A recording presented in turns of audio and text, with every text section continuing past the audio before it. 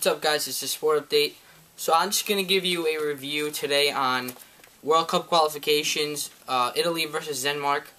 It was a very good game. I watched the whole thing, so I'm just going to give you a little review or so, and then you guys can give me your opinions down below, so just don't leave any hate. If you have something to say about the game, just let me know. So I'm just going to give you a quick run through, hopefully not take too much of your time. So it was at the San Siro in Milan, in Italy's home field advantage for Italy, obviously, being in Italy, against Denmark. We all know Denmark is a pretty tough team. They're challenging.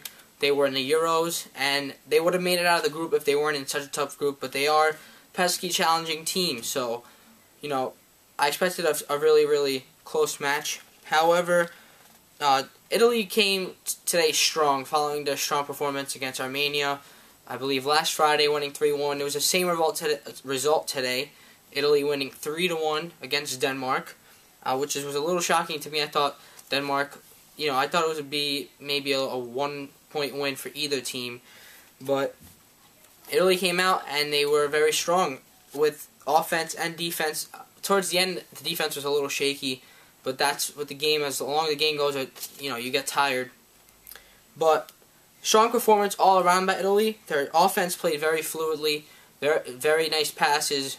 A lot of execution of good passes between all the players. Pirlo was a great performance from him. He is a champion. That guy is a field general for the team. Today he was filling in as captain for Morgan De Sanctis of Napoli, played as goalkeeper. He is a champion. He was a field general today. He always is. Rarely messes up any passes. Today he was amazing as always. And when he does, he always gets the ball back. So he was he was the person who gave the assist to Mario Balotelli's goal, which I'll get to in a second. Their defense was also strong, except for the goal they let up, that one goal, which was in the 45th minute by William Kvist. Hopefully I pronounced that right. Right before the end of the first half, it was the last play. The defense was kind of sleeping there, and he received a deflection off a cross-in from one of his teammates, and Kvist had a pretty nice volley, and he volleyed it in, and De Sanctis was caught off guard, and he was not ready for that. So it was a nice volley, a nice goal for them, and they were losing 2-1 at that point, with Ricardo Montolivo scoring in the 33rd minute. Very nice touch. Balotelli was tripped up. He got the ball, one touch, and he rifled it in from outside the box. Very nice goal into the right corner of the net. And then a few minutes after that, only 4 minutes, De Rossi off a header.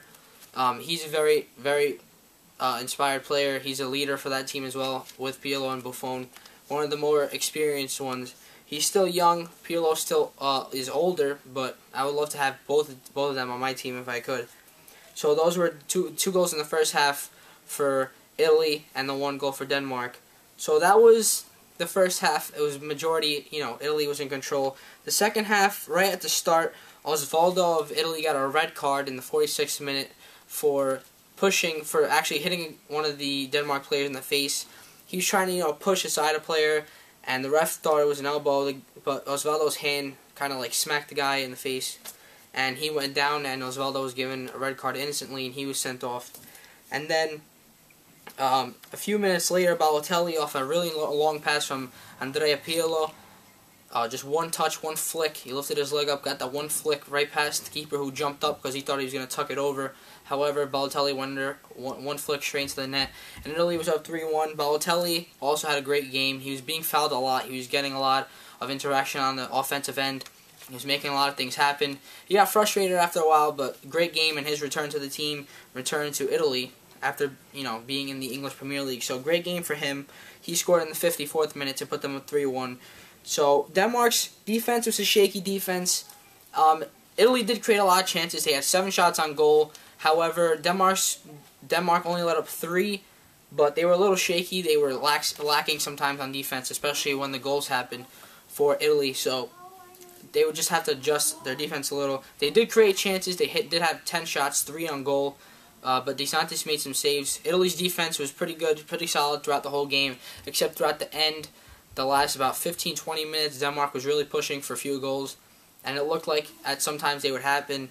However, Italy held strong and did not let up any goals, because Italy's defense at that point was getting a little tired, and so, they looked also shaky at the end. But for the most part, they were strong.